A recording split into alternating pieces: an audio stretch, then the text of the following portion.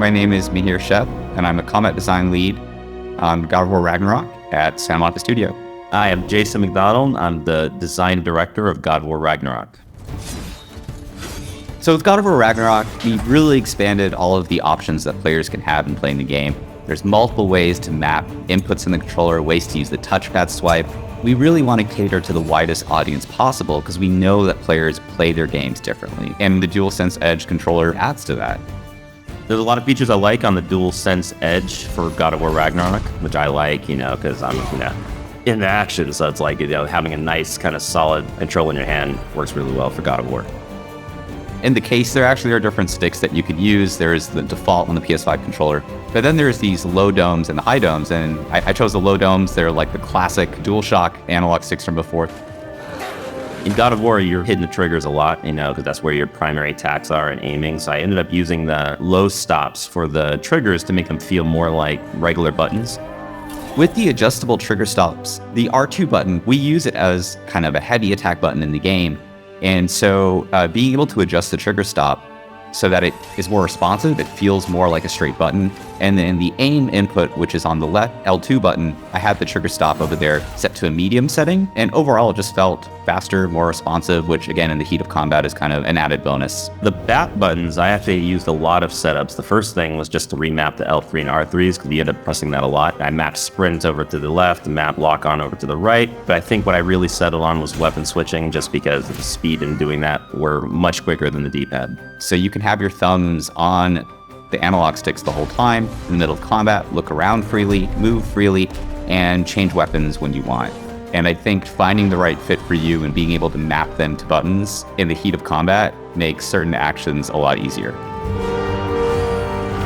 Setting up the controller was fantastic. It's really fast just using the function buttons to immediately go into in-game UI. There's kind of a guided tutorial that kind of walks you through the settings that you need to do. So it allowed me to kind of just make a lot of changes, go back to the game, test them, then go right back into the menu. Pretty seamless, really quick. And then it led me into changing the stick sensitivity. And in God of War Ragnarök, you want to move the character fairly quickly, especially in the middle of combat. So the left analog stick, I set that to the quick setting.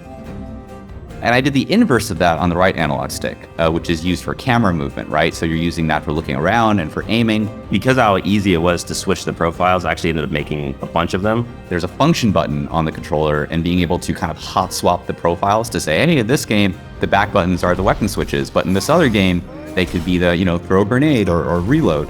That functionality just being easy and just in the controller, you can press it at any time you want, is something that I think a lot of players are going to enjoy.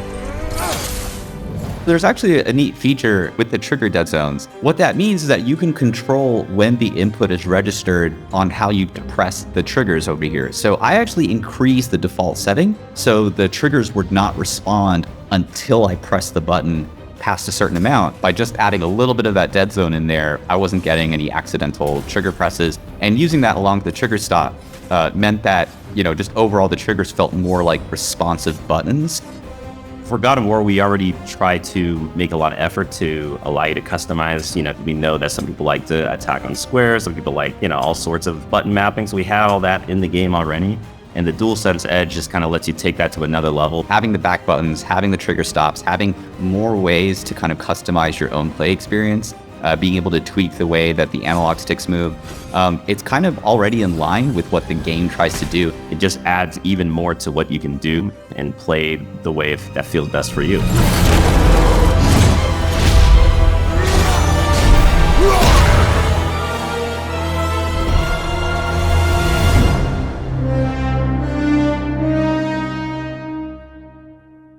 PlayStation